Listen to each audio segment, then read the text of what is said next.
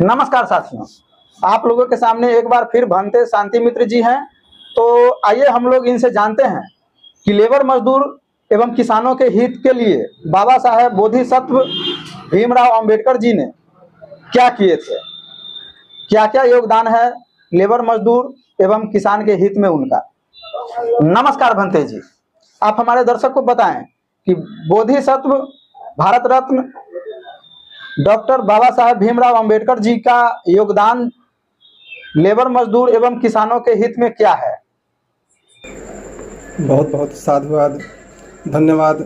मैं भंते शांति मित्र, राष्ट्रीय धर्म प्रचारक, national and international Buddhist society, आपके मीडिया चैनल को बहुत बहुत धन्यवाद कि आपने ऐसे विषय पर सवाल उठाए कि बाबा साहेब अम्बेडकर ने श्रमिकों के लिए क्या किया था। डॉक्टर बाबा साहेब अम्बेडकर श्रमिक कल्याणकारी कानून और भविष्य निधि पीएफ और रोजगार कार्यालय के जनक भी थे।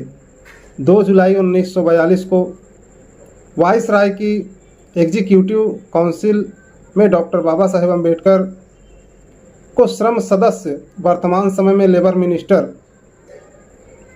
के रूप में शामिल किया गया। पब्लिक व मजदूरों के तमाम संघर्षों में उनको मजदूरों का साथ दिया। उन्होंने 7 मई 1943 को उन्होंने त्रिपक्षीय अर्थात 3 पक्ष श्रम सम्मेलन द्वारा संस्थापित अस्थायी श्रम समिति की अध्यक्षता की और संयुक्त श्रम समितियां और रोजगार कार्यालय स्थापित करने के लिए पहल की। आज जो हम हर जिले में रोजगार कार्यालय, एम्प्लॉयमेंट ऑफिस देख रहे हैं, वो डॉक्टर बाबा साहेब अम्बेडकर की ही देन है।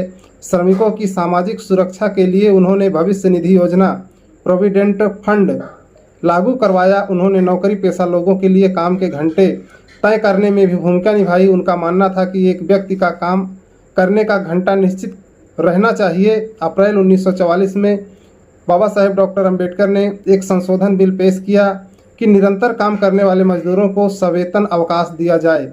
डॉक्टर बाबा साहेब अम्बेडकर ने मजदूरों से कहा कि वे पूंजीपतियों से सवाल पूछें कि उन्होंने मजदूरों का रहन सहन ऊंचा उठाने के लिए पैसा क्यों नहीं खर्च किया।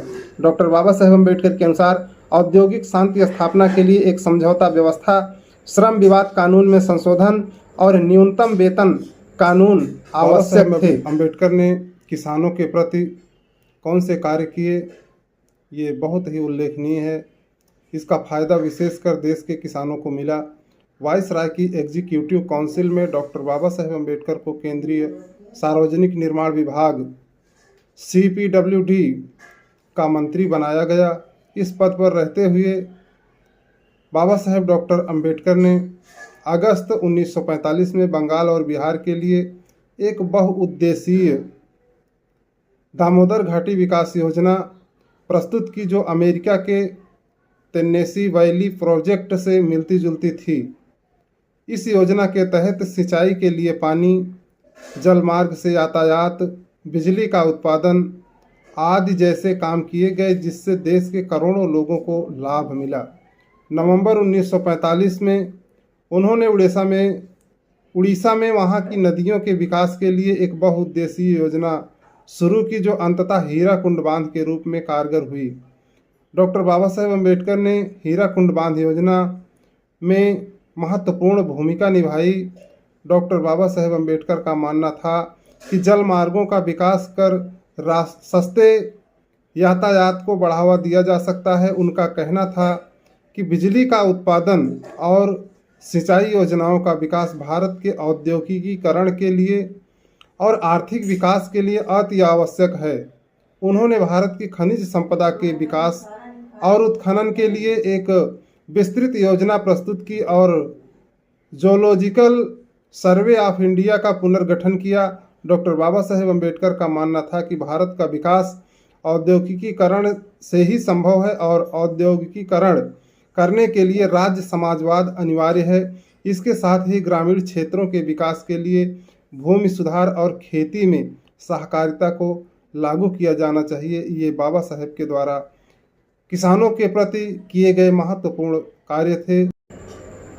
ऐसे परम श्रमिकों के मसीहा बाबा साहेब को कोटि कोटि नमन, बार बार नमन। यह वीडियो आप लोगों को कैसी लगी कृपया अपना अपना पक्ष कमेंट बॉक्स में अवश्य लिखें। अगर यह वीडियो अच्छी लगी हो तो कृपया वीडियो को लाइक एवं ज़्यादा से ज़्यादा शेयर करें तथा इस चैनल पर अगर नए हैं तो चैनल को सब्सक्राइब करें, घंटी के बटन को दबाएं। धन्यवाद।